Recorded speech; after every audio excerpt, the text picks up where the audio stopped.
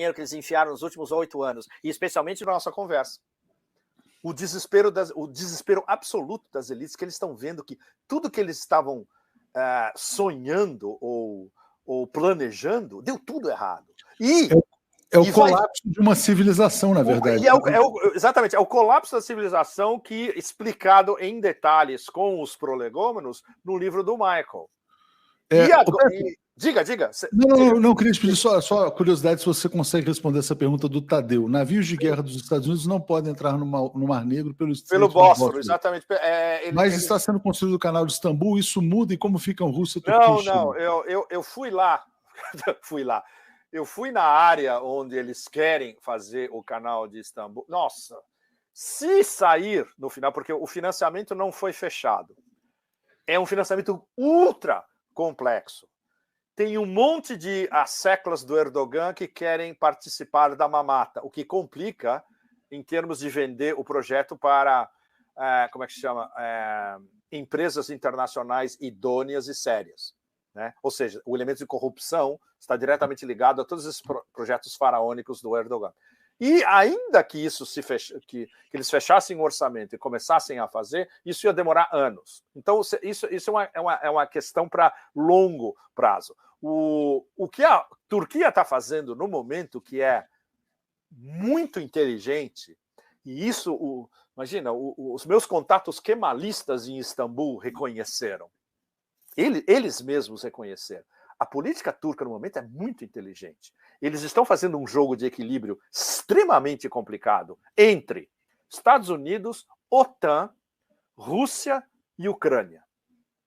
E estão conseguindo sair. Estão conseguindo se livrar. Eles conversam com todo mundo vai para Istambul ou para Ankara. Sabe quem estava em Ankara ontem? O Lavrov.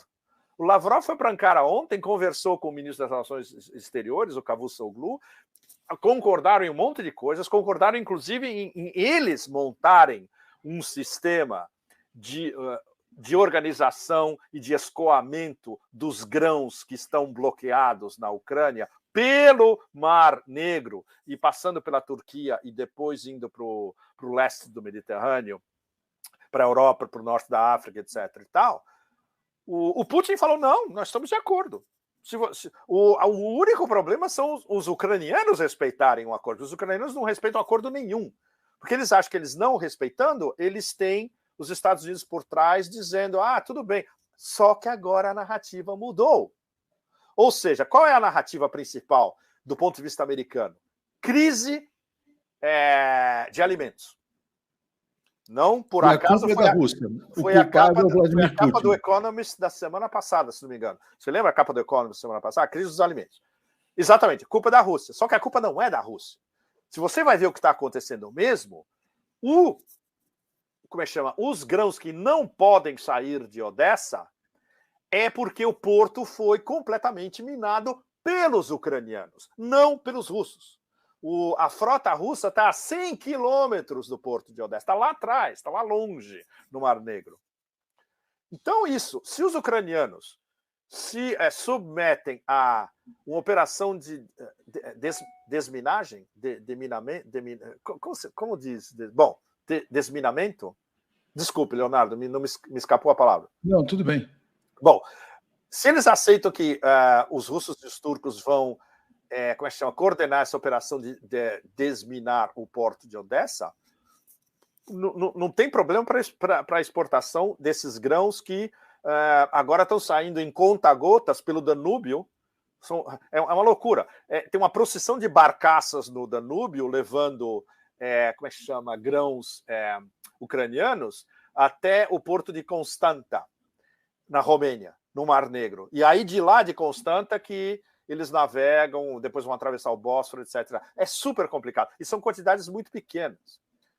Isso tem que ser dizer, operação de desminagem. Desminagem, obrigado. Operação de desminagem. Então está nesse pé. É muito possível.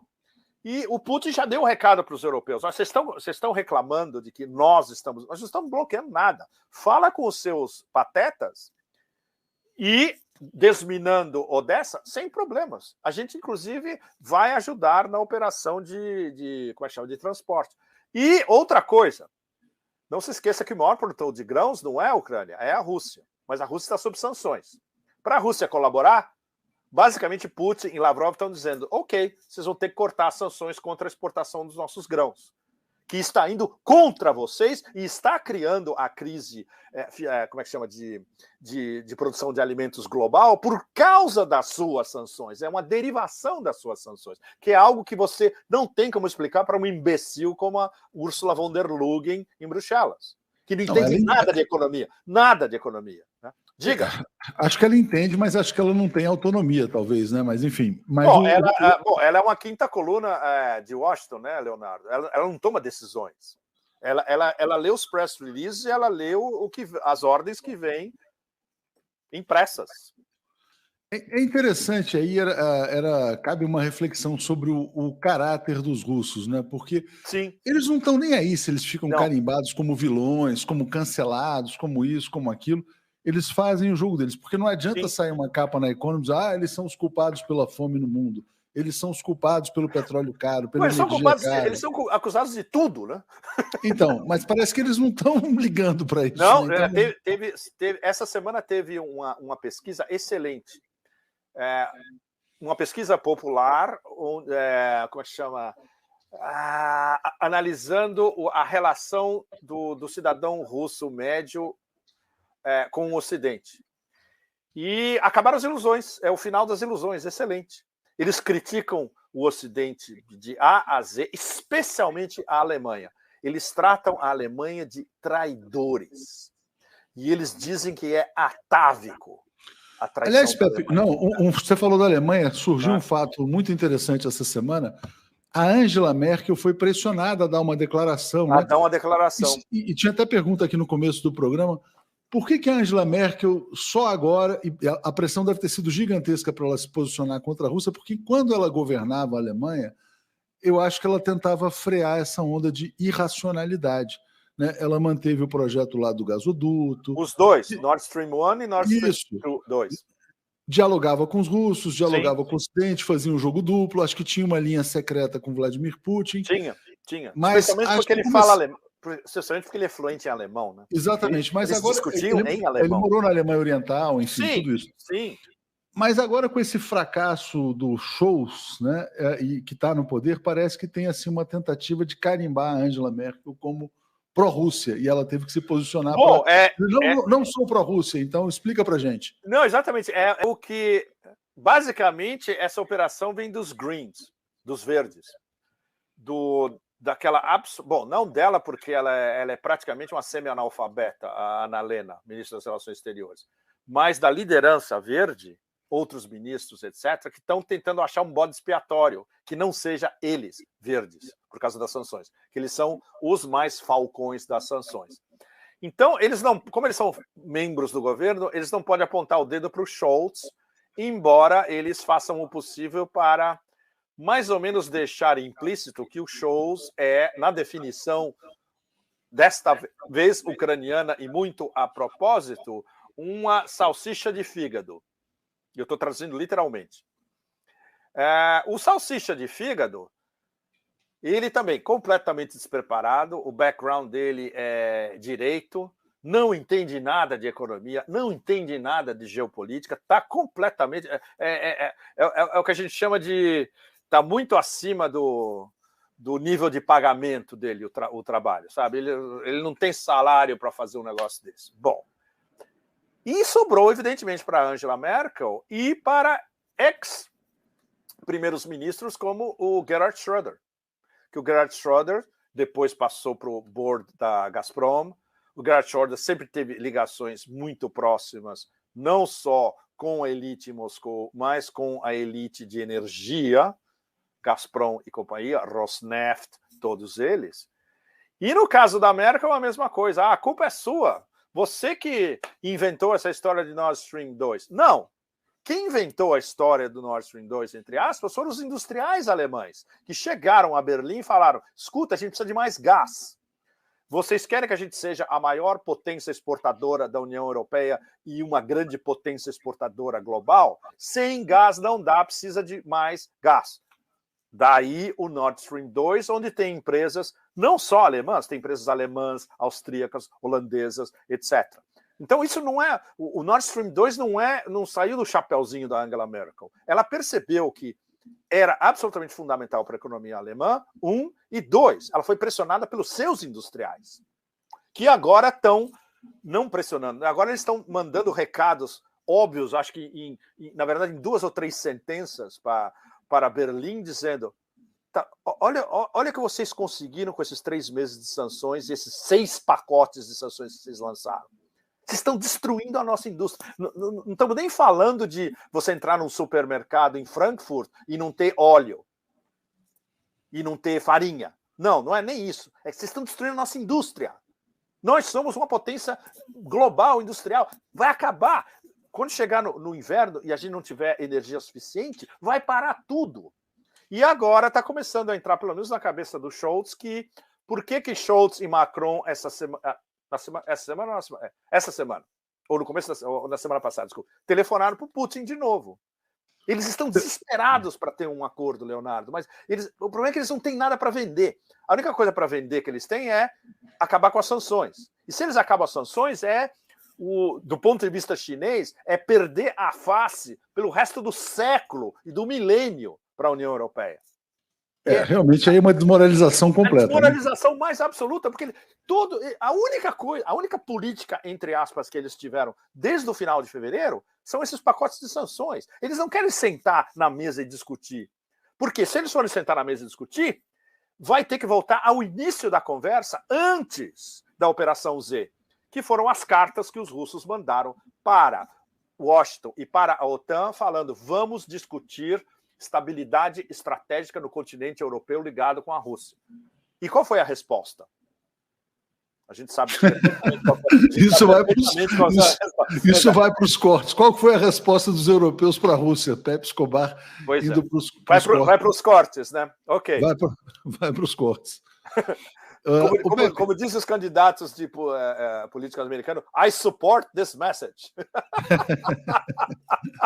Gisele Câmara, o Brasil tem grande importância por seus recursos naturais. Com certeza, uma guerra híbrida rolando aqui. Qual a tendência de escolha da OTAN e da Rússia na disputa Bolsonaro-Lula ou reviravolta com Tercios, né? Está acontecendo hoje, Pepe. Eu até abri aqui errado a página. Eu ia perguntar isso para você, na verdade. Está acontecendo a Cúpula das Américas, né? A Cúpula das Américas que está sendo um fracasso. Onde ninguém que é importante foi. Pois é, exatamente. O presidente do México não foi e tal. Nem o Bolsonaro queria ir, para você ter ideia. Agora, o que aconteceu foi chocante no dia de ontem. Nova porta-voz da Casa Branca. Ai, meu Deus, essa coitadinha. Ela é pior que a Psaki, hein? Ela foi questionada sobre Brasil, Bolsonaro, e respondeu dizendo: não, fiquem tranquilos, a gente reconhece o Guaidó como presidente. Então confundiu Brasil e Venezuela. Não é possível, ela falou isso, on the record? Ela falou isso. Eu até tenho o vídeo aqui, a gente até pode rodar o vídeo. Isso eu quero, eu não vi. Isso eu quero ver. Então vamos agora rodar o vídeo aqui rapidamente, porque realmente foi uma coisa chocante, né? E mostra aí o estado da América Latina. Mas isso mostra para vocês todos que em Washington eles não sabem nem apontar um dos líderes do BRICS no mapa. Pois é. Imagina tudo que é decorrente dessa afirmação, né? Um segundinho aqui, Pepe. Vamos ouvir aqui, rapidinho. Sim. Subject to President meeting with President Bolsonaro of Brazil. The AP is reporting that the Brazilian government, President Bolsonaro, wanted concessions from the president for that meeting and for his attendance at the Summit of the Americas, that he wouldn't bring up Bolsonaro's casting doubts about Brazil's election system, as well as environmental concerns in the Amazon. Can you confirm that report? I cannot confirm that report. The president is looking forward to leaving tomorrow to head to the summit that we are hosting. I can say this: the United States continues to recognize Juan Guaido as the interim president. While the interim was not invited to participate in the main summit, they are welcome to participate in all 3 stakeholder forums and other events. A pergunta era sobre Bolsonaro, ela responde sobre Venezuela, diz que Guaidó é presidente interino. É complicado, Pepe. E aí? Olha, conseguiu. Eu estou speechless. Eu não sei o que dizer. Não. O que a gente vai dizer no negócio desse? Primeiro, essa imbecil, ela não sabe nem responder uma pergunta. 2, ela leu uma declaração respondendo uma pergunta que não tem nada a ver com a declaração que ela estava lendo. É inacreditável. Essa mulher é porta-voz da Casa Branca. É inacreditável o negócio desse. O Maurício Lima disse que é inacreditável, mas esse perfil físico sem fim está dizendo: Estados Unidos, vamos bombardear o Brasil. Buenos Aires já está na mira, mais ou menos isso. Não, eles vão achar que é Manágua. Manágua está na mira. Caracas está na mira. É complicado, Pepe. Mas, enfim, e aí já tem matérias saindo de que essa Cúpula das Américas é um fracasso total, absoluto. Eu tenho uma pergunta para você, Leonardo. Diga. O que você acha que os canalhas da Biden administration prometeram para o Bolsonaro? Então, aí você tem, na verdade, o seguinte, quer dizer, o Bolsonaro, acho que eles prometeram uma foto, né? Quer dizer, era só uma foto. Uma foto. Uma foto, um aperto de mãos, um encontro. Por quê? Porque está ficando, quer dizer, tem um alto custo desse encontro. O Brasil hoje tem um jornalista britânico desaparecido na Amazônia, correspondente do Guardian, que é o Don Phillips. O Don Phillips, ele é ótimo, sim. E tem um indigenista desaparecido brasileiro, Bruno Pereira. Eles estavam juntos, né? Eles estavam juntos. O Exército Brasileiro não mandou os helicópteros durante alguns dias porque podia descobrir que eventualmente eles foram assassinados e isso podia atrapalhar o encontro com o Biden. Então a única promessa do Biden ao Bolsonaro, aparentemente, é uma foto e um aperto de mão para que o Bolsonaro não esteja isolado internacionalmente. Mas esse encontro, que está previsto para acontecer hoje, daqui a pouco, no final da tarde, pode custar caro ao Biden, né? Quer dizer, como é que ele vai se encontrar com um cara, com um jornalista assassinado no Brasil, indigenista eventualmente assassinado também, na Amazônia? A pauta do encontro é meio ambiente. O Bolsonaro está com aquele discurso, não, veja bem, a Amazônia é nossa, ninguém toca, tal. Inclusive, antes de embarcar, o Bolsonaro falou uma coisa, falou, olha, foi questionado sobre as eleições americanas, até onde colocou uma sugestão de que elas tenham sido eventualmente fraudadas. Puta que maravilha. Mas então tá uma zona, na verdade. Nossa, o Tucker Carlson vai chamar o Bolsonaro para... É possível. Talvez ele vai parar no Tucker e vai ter uma audiência monstro, exatamente. Talvez ele tenha ido para parar na Fox News, pode ser. E o mais interessante é que daqui a pouco é a cúpula dos BRICS. Ou seja, o Bolsonaro ganha na frente dessa administração que é um desastre absoluto e ganha com a cúpula dos BRICS ao mesmo tempo. A Marilene está dizendo que ele vai trazer foto da Disney também. Fotos? Mas é em Los Angeles, né? Ele vai na Disney de Anaheim, é verdade. É em Los Angeles o Summit, né? É em Los Angeles. Mas ele vai para Miami também. Sei. Ele vai para Orlando encontrar. Então ele vai nas duas Disneyland. Ele vai nas duas Disneylands. Exatamente. Mas, Pepe, tem muitas perguntas aqui. Eu não sei se Diga, você quer fazer umas perguntas? Vamos fazer algumas perguntas aqui, porque tem muita gente querendo saber muita coisa aqui de você. Ok. Nesse dia de hoje. Vamos lá. E o livro que você recomendou, eu vou botar aqui no começo. Já. Vou começar lá pelo começo mesmo, né? E aí você vai selecionando, né? Ok. Um era sobre o Império da Mentira que você falou, tal, Pepe, o melhor de todos, Hussein Brasil. Pepe, fale sobre a nova embaixada dos Estados Unidos no Líbano, com 130 mil metros quadrados de área útil, mais funcionários que o governo libanês. Isso é um centro de dominação? E o pior ainda, porque o Líbano está O Líbano é um refém total do FMI. Eles não têm margem de manobra nenhuma.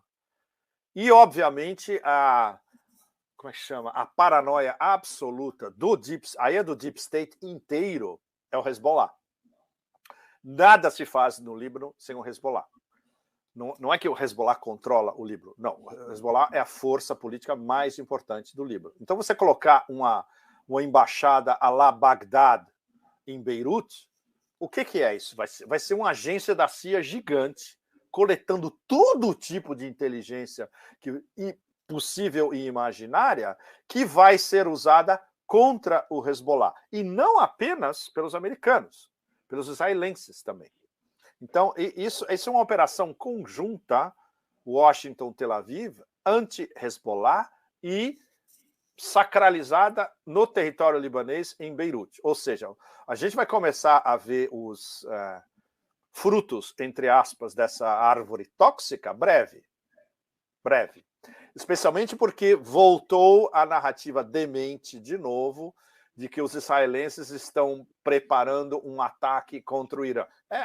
Essa palhaçada que vem desde a época do Rumsfeld, quando o Rumsfeld estava no Pentágono, ou seja, e isso inclui, entre aspas, neutralização do Hezbollah, que é algo que é absolutamente impossível que os israelenses consigam. Mas, você tendo uma operação da CIA gigante, literalmente ali do lado, se você pega um ônibus em Beirute, em 2 horas você está na fronteira do Líbano com Israel, na verdade, Palestina ocupada, isso vai render, em termos de desestabilização, um negócio, nossa, monstruoso.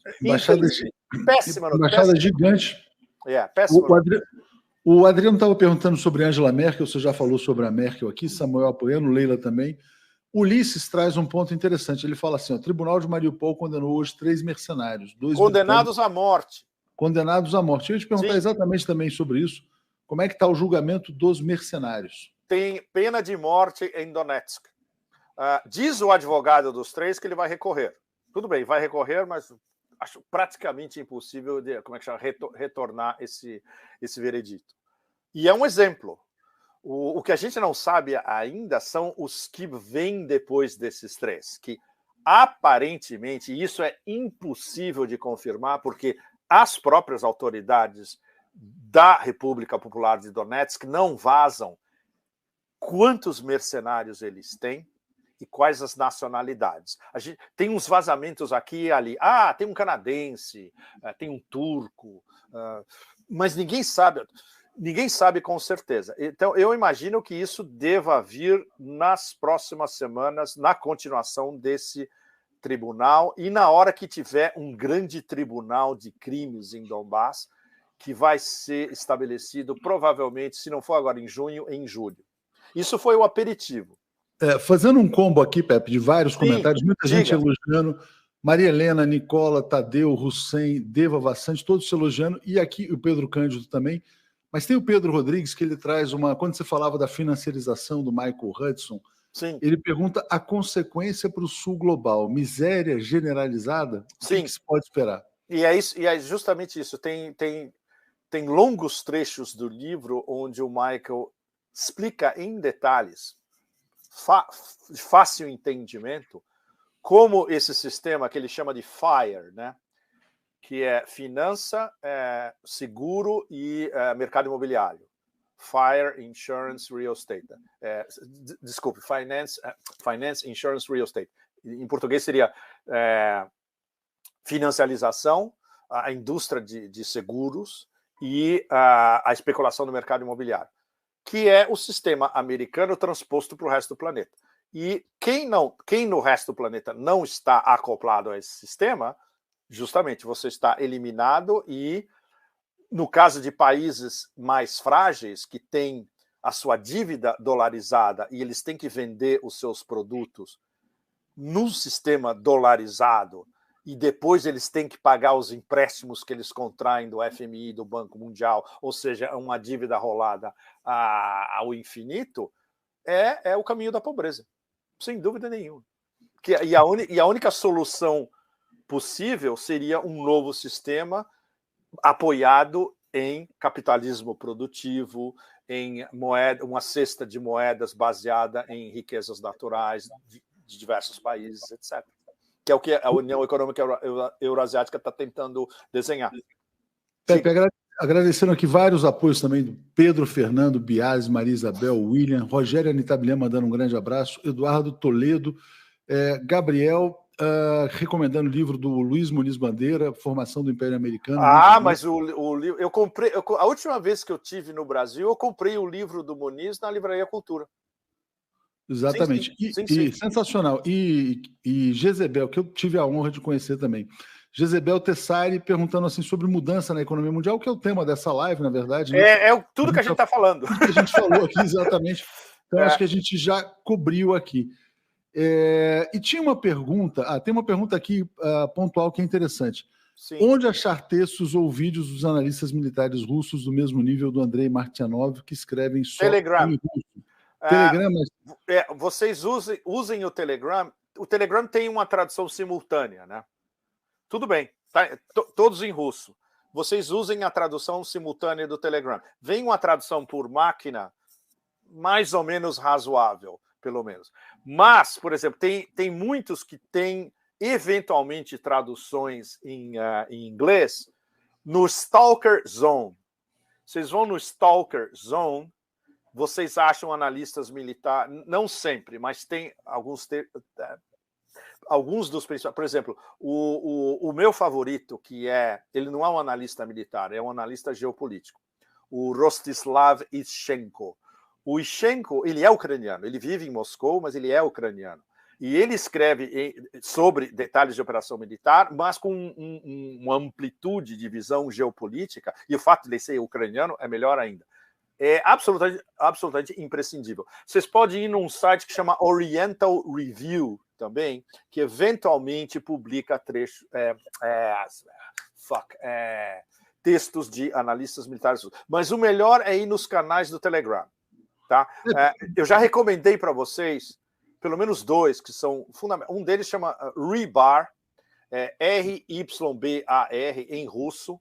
É o melhor de todos e tem contribuições não só dele, do Rybar, que, na verdade, o Rybar é um cara, mas é um conglomerado. É ele, e tem vários outros que escrevem também e assinam como Rybar.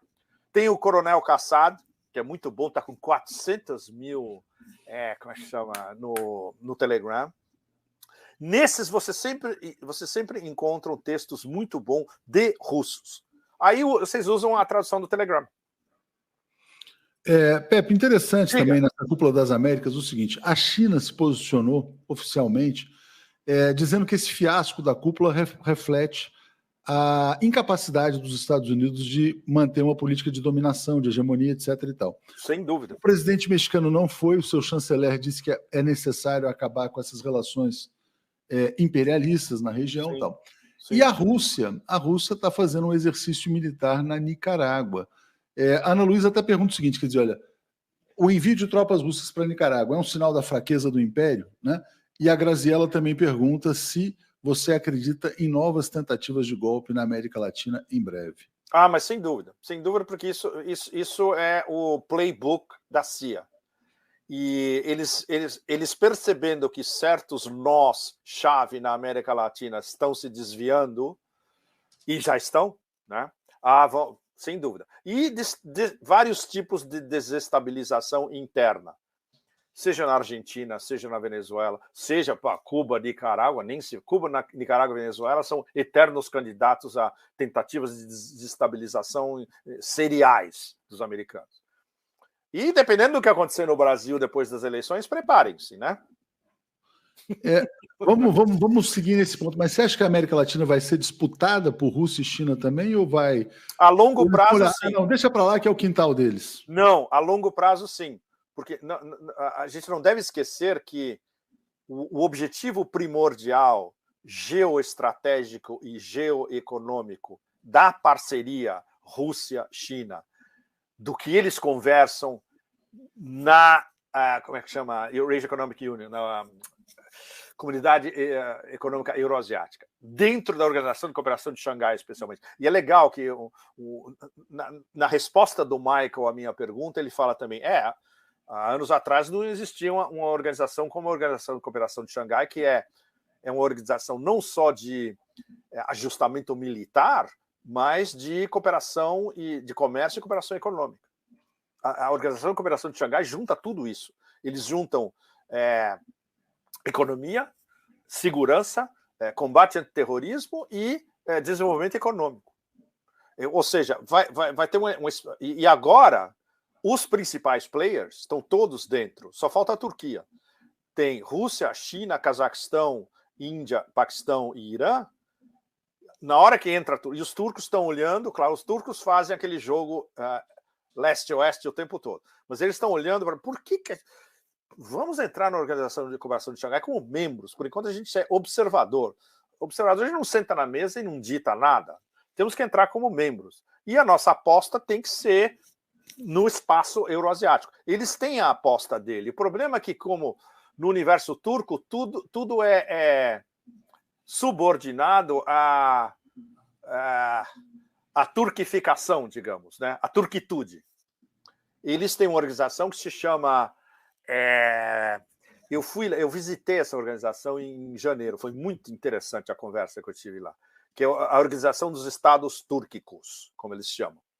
Eles querem, inclusive, estabelecer a capital numa cidade hoje que chama-se justamente Turquestão e que fica no Cazaquistão, no sudoeste do Cazaquistão. Eles querem que Turquestão seja a capital dos povos turcos. E, na verdade, nem é, porque os povos turcos vieram das Altai Mountains, mas já é uma outra história também, complicadíssima. E aí você joga essa história para eles, eles falam, mas vocês não vieram desse pedaço ali, vocês vieram mais para cima. Vocês vieram de um pedaço que hoje é da Sibéria. Bom, é uma história super complicada, mas basicamente para dizer que os turcos tentam coordenar para o lado deles essa integração euroasiática. Dentro da Organização de Cooperação de Xangai, é Rússia e China que dominam as pautas. E eles tentam trazer Índia, Paquistão e Irã para as posições deles. E a posição principal é um mundo multipolar, geoeconomicamente dominado pela Eurásia, e que não inclui apenas a Eurásia, vai incluir a África e vai incluir a América Latina. Mas isso são etapas posteriores, né? A guerra, no momento, que é uma guerra brutal, é conseguir fazer com que os Estados Unidos sejam, na verdade, expulsos da Eurásia. Essa é a etapa. Isso não pode ser emitido diplomaticamente, né, Leonardo, por razões óbvias. Mas o X da questão é os russos, os chineses, os paquistaneses, os iranianos e os indianos, em uma certa medida, eles olham o tabuleiro e falam: fora com o império, nós vamos cuidar do desenvolvimento do nosso continente, sem interferência estrangeira. E isso é o X do X do X da questão. Né? Você falou, inclusive, na live anterior que a gente fez, que o mundo está se dividindo mais ou menos naquela coisa, OTAN e o resto, né? Mais ou menos. Sim, é OTAN e o resto. Por exemplo, o texto que inspirou o Alastair a escrever esse artigo brilhante dele, que vocês têm o link, o texto do cara que era do Financial Times, Mung Chao. O Mung Chao, que é um cara do sistema, imagina, escrevia para o Financial Times, ele percebeu que o mundo agora está se dividindo entre o Ocidente e o resto. Então você já vê gente dentro do sistema, enfiada dentro da mídia hegemônica, que já percebeu que a divisão é brutal entre os 12% e os 88%. E eles são a minoria. E eles não vão predominar a longo prazo. E se eles leram um mínimo de historiadores e economistas políticos independentes das últimas décadas, como o André Gunder Frank, talvez o melhor de todos, esse intervalo histórico de predomínio anglo-americano de 1,5 séculos agora está acabando. Vai voltar ao que sempre foi antes. O centro do mundo era distribuído pela Eurásia, nas diversas potências euroasiáticas. E entra todo mundo. Os persas, os indianos, os russos, os chineses. É inevitável, é um fluxo histórico. Eu tive uma discussão seríssima com um analista alemão. Ele falou: nós estamos no lado certo da história. Eu falei: mas você está completamente louco. Vocês são o passado. O passado desse ocidente anglo-americano sob a Santíssima Trindade, do começo da nossa conversa. O futuro são as potências euroasiáticas trabalhando juntas. É inescapável. Ou social, porque ele coloca 3 opções, né? O Michael Hudson falou, você colocou o modelo anglo-americano, o modelo chinês e socialismo. E socialismo, exatamente. Então, claro, socialismo é num sentido... É uma aspiração, uma aspiração utópica, né? Sem dúvida. Todo mundo sabe que... Você acha que a China caminha para um socialismo, não? Aliás, até uma curiosidade que eu tenho, que eu queria te perguntar. Sim. E muita gente no Ocidente, saiu capa da Economist, inclusive, sobre isso, claro, culpando a China pela inflação também, por causa do lockdown exagerado, etc. Como é que você está vendo essa política de Covid zero na China, a restrição que a China tem feito aos bilionários? Não diria que é uma caça aos bilionários, mas há um certo enquadramento, né, dos grandes bilionários. Empresas que iam lançar ações em Nova York não lançaram. Como o Jack Ma. O Jack Ma tomou uma chapuletada, mas absolutamente alucinante. E algumas pessoas dizem que o Xi Jinping, na verdade, ele tem um projeto de levar o país, de fato, ao socialismo, né? Sair dessa fase do capitalismo de mercado e levar a uma outra etapa. Eu não sei se você concorda com essa visão, se o destino da China efetivamente é um modelo de fato socialista. E não olha, esse socialismo... a longo prazo, aí eu coloco longo prazo além do estabelecido pelo Deng Xiaoping, né, que é 2049. Para o Deng Xiaoping, em 2049, a China ia chegar a um estágio de harmonia e de desenvolvimento que possibilitaria, a partir de 2049, o socialismo real. No momento, ou o que a gente tem nas últimas décadas, é o que eles mesmos, alguns dos melhores analistas da Academia Chinesa de Ciências Sociais, da Universidade de Pequim, da Universidade de Fudan, etc., chamam de socialismo com características chinesas, que, na verdade, a gente poderia, com uma certa perversidade, dizer que é neoliberalismo com características chinesas, porque a China é entre socialismo e neoliberalismo. Eles vão entre os dois, eles usam os dois. E como é um sistema flexível, eles aprendem dos erros, e lá Deng Xiaoping, né? Atravessar o rio sentindo os pedregulhos. É o que eles fazem o tempo todo. Eles estão atravessando o rio, eles estão assim, essa pedra aqui é melhor, essa aqui vai escorregar, essa aqui a gente vai cair na água. Isso é que é extraordinário. Então tem um elemento, como disse a Dilma, de luta anticapitalista, mas ao mesmo tempo eles estão mais enfronhados possíveis dentro do autocapitalismo. Por exemplo, a maneira como eles usam Hong Kong, que é a meca absoluta do hipercapitalismo, eles usam Hong Kong em benefício próprio. O que eles estão fazendo desde que eles sanitizaram o problema da interferência da CIA dentro de Hong Kong? Nós vamos botar isso daqui, que se desenvolveu justamente quando a gente ainda estava engatinhando, e que está ligada a todo o mercado financeiro internacional, é o grande centro financeiro internacional da Ásia. Nós vamos usar isso em benefício próprio.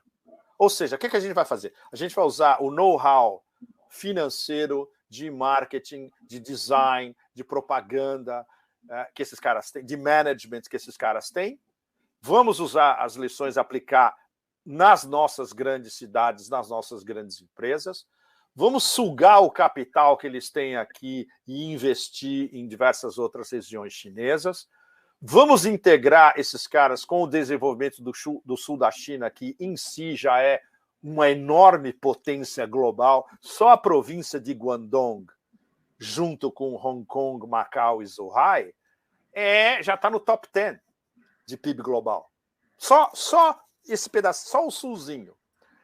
E o projeto principal, que eu acompanhei quando eu morava lá justamente, que é, desde o começo, na verdade, que é o projeto que eles chamam da Grande Bahia. The Greater Bay Area, a grande área da Bahia, que é unir todas as 10 grandes cidades do sul, do delta do Rio da Pérola, Hong Kong, Macau, Zhuhai, aquelas pontes extraordinárias, high speed rail, tudo isso, juntar tudo isso, fazer um monstro centro de investimento, planificação, design, marketing, turismo, etc., e expandir isso para outros nós no resto da China. Ou seja, eles usam tudo que eles aprenderam do hipercapitalismo, mas para o desenvolvimento do país. Por isso que mas é muito interessante, porque eles jogaram o jogo do hipercapitalismo, da globalização, venceram. Mas o que eles querem depois da vitória? Né? Minha pergunta é essa. O que eles querem é a obsessão chinesa imperial de 3.000 anos. evitar o caos. A palavra Luan, em chinês, caos, tem um significado cósmico. Tudo, você tem que fazer seja o que for, mas impedir que Luan, ou seja, caos, predomine. Aí a desagregação interna, guerra civil, as províncias brigando entre elas, as províncias brigando contra Pequim, que quando você vê na história imperial chinesa, o leitmotiv era sempre esse. Eles querem a harmonia, né? Quer dizer, sim, exatamente. E aí entra o lado confucionista, taoísta e budista. Harmonia. Especialmente taoísta. Harmonia em termos de equilíbrio. É impossível você explicar, por exemplo, explicar essa noção, que é uma noção filosófica, existencial, cultural, além de geoeconômica e geopolítica, você explicar isso para os caras da Santíssima Trindade anglo-americana, Leonardo, é impossível para os caras entenderem. É impossível. São dois planetas que jamais vão se beijar. Mas é interessante, né? Porque você tem de um lado o Império do Caos, né? E de outro lado, vamos dizer assim, o gigante da harmonia, né? Que são totalmente... Isso é uma excelente contraposição metafórica. Império do Caos e Império da Harmonia. Né? Exatamente. É o que eles querem. Eles querem construir o Império da Harmonia. Agora, uma coisa é o programa que eles estão estabelecendo, outra coisa é como isso vai ser visto no resto da Ásia. Aí entra uma série de complicações gigantescas, que aí entra as disputas imemoriais que eles têm com os vietnamitas, por exemplo, com a Índia, né? Por exemplo, a Ásia Central olha para a China e sabe, será que vale a pena a gente se desgarrar um pouco da Rússia para ficar mais perto da China ou a gente vai ser engolido? Entende? São questões seríssimas que são discutidas na Eurásia o tempo todo. Mas o objetivo, o que você estava frisando, que eu imagino seja o objetivo final da liderança chinesa, é esse. É uma harmonia interna econômica, o que eles, na definição deles, um país de nível médio, bem assentado, de prosperidade para todos, né? E com um papel geoeconômico global enorme, mas como uma potência não interessada em guerras, não interessada em dominação de território, não interessada em conquistas, ao contrário dos americanos. Eles estão interessados em comerciar com todo mundo. Mas interessados em recursos, né? Por isso que a América Latina é, claro. Por isso que a América Latina é importante. O que interessa para eles, em termos de comerciar com todo mundo, é que eles precisam desses recursos naturais que a Rússia tem, o Cazaquistão tem, o Brasil tem, a Argentina tem. E isso eles vão, claro, vai ter que ir tudo para o Império da Harmonia. Bem pago, exatamente. E aí eles vendem o que todo mundo vai querer comprar deles, que já não é mais aqueles produtos não é uma lógica de 30 anos atrás. Não é uma lógica de espoliação, né, Pepe? Mas todos esses países aí que você mencionou, Argentina, Brasil e tal, eles têm um desafio de reindustrialização, né? Seria interessante a China, na verdade, devolver um pouquinho das indústrias que ela levou, né? Nessa nova etapa, quem sabe, na verdade, como a gente pode ter eventualmente um cenário de mais proteção comercial, com os países se voltando mais para os seus mercados, sim, depois de tanto ataque neoliberal, eventualmente o processo de reindustrialização, na verdade, é trazer de volta muito do que foi para a China. E economia produtiva, né, Leonardo? Que é exatamente... economia produtiva, que aí a gente volta ao Michael Hudson. É o ponto central do Michael Hudson. Nós todos, inclusive, ele diz, inclusive, os Estados Unidos, onde ele vive. Porque olha que interessante, só para a gente ficar na viagem aqui psicodélica aqui, vamos fazer uma brincadeira aqui. Porque por mais que a China consiga construir o seu império da harmonia, tem uma desarmonia global quando toda a produção vai para a China. Se toda a produção se deslocou para a China e o Ocidente ficou completamente financiarizado, tem uma desarmonia sistêmica. Ainda que a culpa seja do Ocidente, tal, de Wall Street, esse processo não é sustentável. Não é, exatamente. Exatamente. Mas aí entra o que vai sobrar para o Ocidente financiarizado na hora que o sistema colapsar. Isso é o que ninguém sabe. Nem o Michael coloca no livro dele, porque ninguém sabe mesmo. Uma das hipóteses que a gente vem discutindo faz tempo se essa pirâmide de derivativos, que é contabilizada até em vários quadrilhões de dólares, desaba, todo o sistema financeiro internacional desaba também. E o que vai vir na sequência? Ninguém sabe. Ninguém. Você pode perguntar para o Rubini, que era especialista em fazer projeções e prognósticos, e é para onde está indo.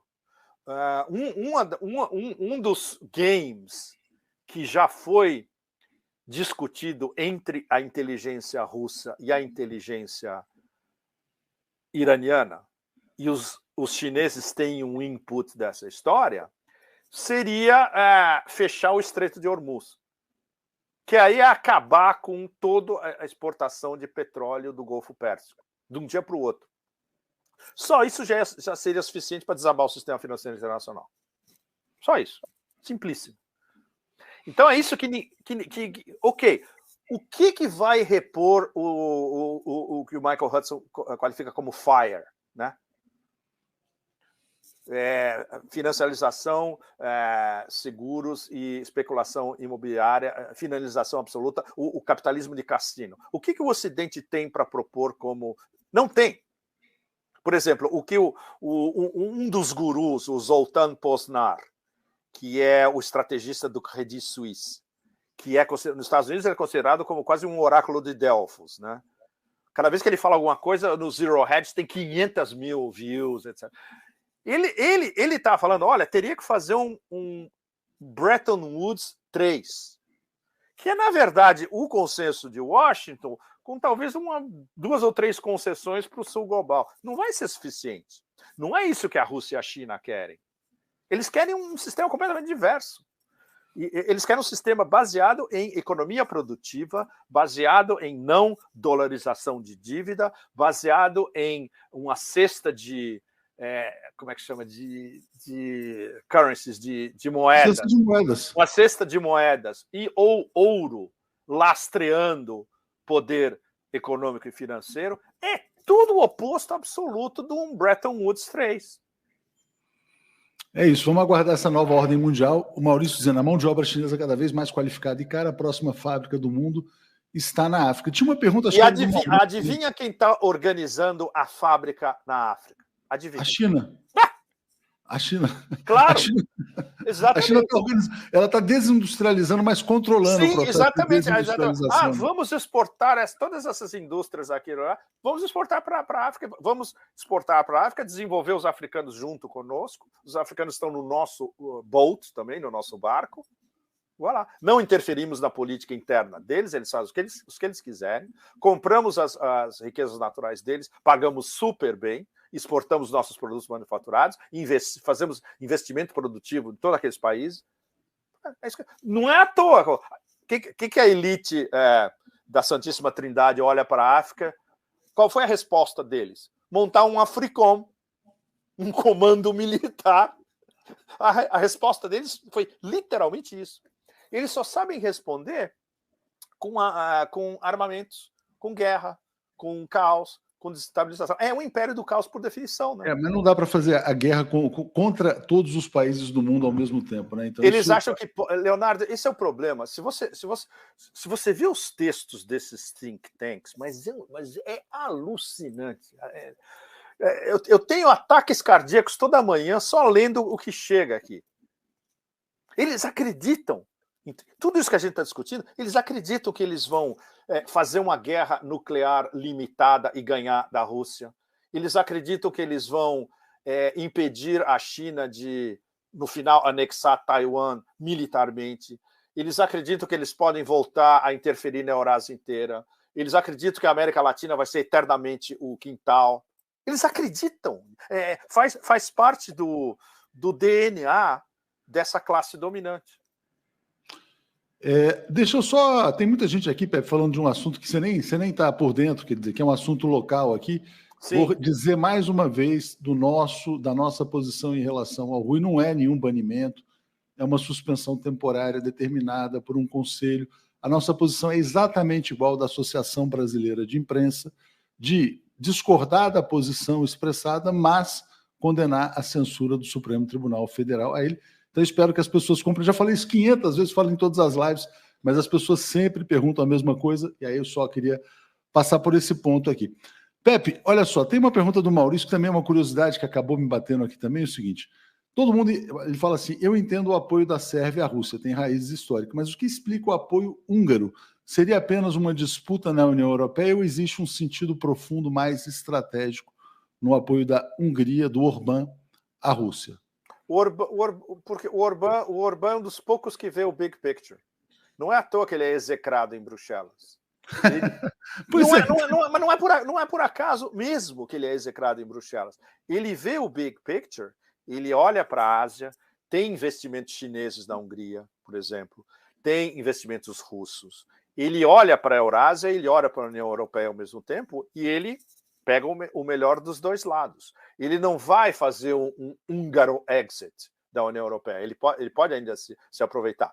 Na verdade, a União Europeia quer expulsar a Hungria sob Orbán. É outra história. É o inverso, né? E não se esqueça que a Hungria tem um império por trás também, né? Ou seja, você não brinca com os magiares.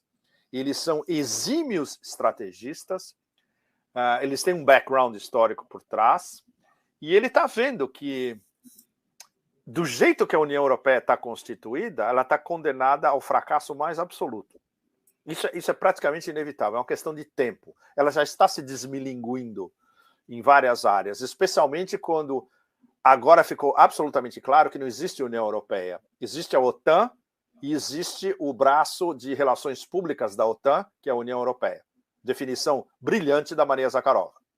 O Rui fala com a gente lá de Portugal, e ele está dizendo, até a eletricidade de Portugal compraram, não há colonialismo econômico bom. O consolo, sim, hoje, o Brasil está sendo espoliado, né, como a gente falou no começo do programa. Uhum. O consolo dos brasileiros foi descobrir que a Europa também é uma grande colônia, né, na verdade. Nossa! É uma colônia mais sofisticada, entre aspas, né? Num estágio um pouco mais avançado. No estágio um pouco mais avançado, porque está mais industrializada, mas o nível de expoliação, vocês todos, aqui ainda é mais absurdo, porque as elites atlanticistas, que estavam justamente no Bilderberg, em Washington, nesse último fim de semana, nossa, são os caras que que inventaram Macron, por exemplo, como um dos mensageiros deles, entende? Draghi, o cara que está destruindo a Itália em benefício de uma visão globalista de Bruxelas, né? Destruindo a especificidade italiana em diversas áreas. Nossa, o nível de destruição é muito mais, é muito mais grave no fundo, porque eles teriam tudo, por exemplo, no caso francês e italiano, você respeitando as especificidades nacionais e as áreas de excelência nacionais, eles tinham tudo para estar entre as 4 ou 5 maiores potências do mundo, tanto França quanto Itália. E estão sendo destruídas por dentro pelas suas próprias elites. É muito triste. Pepe, olha só, a gente vai fechar com essa pergunta aqui do Renato, estamos batendo 2 horas, e ele fala assim, a estratégia de dominação chinesa funciona 1000 vezes melhor que a dos Estados Unidos. Como desenvolver um Brasil autônomo nessa cena política? Eu converso, né, praticamente toda semana com o Celso Amorim, e o que eu percebo do que seria ou será a política externa do ex-presidente Lula? Olhar para esse big picture, como você menciona, e dialogar com todos os polos. Sim. Dialogar com os americanos, dialogar com a China, dialogar com a Rússia, numa posição de autovalorização, né? Evidentemente, quer dizer, resgatar a ideia de um Brasil soberano. Soberano! Com uma fragilidade estrutural. O Brasil é um país que não tem defesa, o Brasil não tem exército para defender as suas riquezas. Então ele tem que se impor na base da liderança. E aí a gente chega no ponto, olha que interessante. Quando o presidente é muito fraco, como Bolsonaro, a secretária de imprensa confunde com Guaidó e confunde o Brasil com a Venezuela. Sim. O Lula não pode. O Lula é um cara que tem peso, tem tamanho, né? Então o Lula é um brand global. Ele não vai ser confundido com ninguém, só com o Lula. Ele só vai ser confundido com o Lula. Então eu acho que é um pouco isso, quer dizer, ter o peso do Brasil para se defender e tentar dialogar com todos, mas eu passo para você para fazer uma fala sobre essa questão dele. eu acho que esse vai ser o grande salto do Brasil com a eleição do presidente Lula. Porque aí um brand reconhecido do Ártico à Patagônia vai estar de volta, vai ser imediatamente reconhecido. Tudo que ele falar vai ser considerado importante. Vai ser exatamente o oposto de uma tonta achar que ele é Guaidó. Ou seja, o nosso salto conceitual vai ser enorme. Agora, o diabo está nos detalhes, né? É como a Santíssima Trindade em decadência absoluta, que margem de manobra ele vai ter? Até que ponto? Essa é a questão fundamental. Mesmo considerando que essa praticamente extinta administração Biden, que vai tomar uma chapuletada nos midterms em novembro e vai estar completamente isolada dentro dos Estados Unidos ainda. O índice de aprovação de todos esses vagabundos é ínfimo. Então, eles vão governar o quê? Eles vão governar os púlpitos deles em Washington, e mais nada.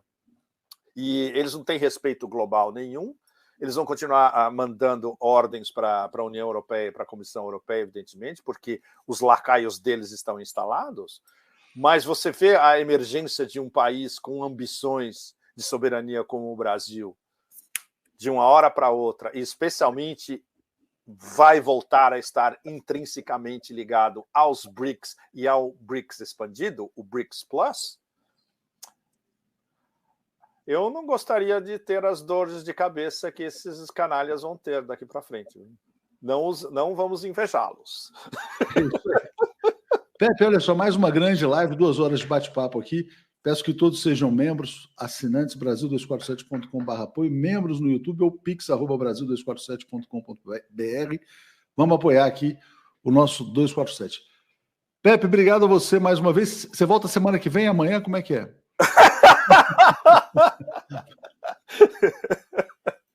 Vai, 2 semanas. Não 3 é muito. Foi a ideia que eu falei para você, né? Praia com Wi-Fi.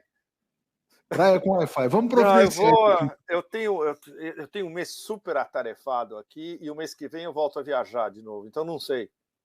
Você vai para onde?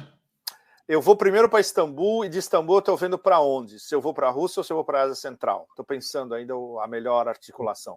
Pepe entrando diretamente da Rússia seria fantástico, hein? Pois é, isso depende de eu conseguir armar uma série de encontros lá. Bom, primeiro, você sabe que chegar à Rússia atualmente já é um problema, né? Eu vou para Istambul, que pelo menos tem voo direto de Istambul. Daqui é absolutamente impossível. Né? E, por exemplo, nenhum cartão de crédito internacional funciona na Rússia. Você tem que chegar com você tem que ir com uma batelada de dinheiro agora, como nos velhos tempos, né? Olha só. Eu não sei se eu falei para vocês. Eu fui buscar um hotel na Agoda. Eu sou cliente da Agoda Internacional. Sumiram as páginas dos hotéis russos. Desapareceu do site. Não tem mais página de hotel russo. Claro, porque você não pode pagar com cartão de crédito nenhum, nada na Rússia, né?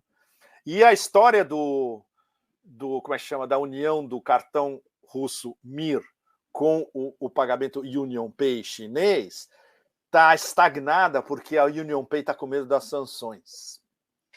E o principal banco russo, o Sberbank, entrou na lista de sanções da União Europeia, a última. Então, todo mundo já estava achando que, legal, você chega lá com um UnionPay, você pode comprar o que você quiser na Rússia. Não. Então, está todo mundo ainda esperando. Talvez algum outro banco consiga convencer, não sancionado, né?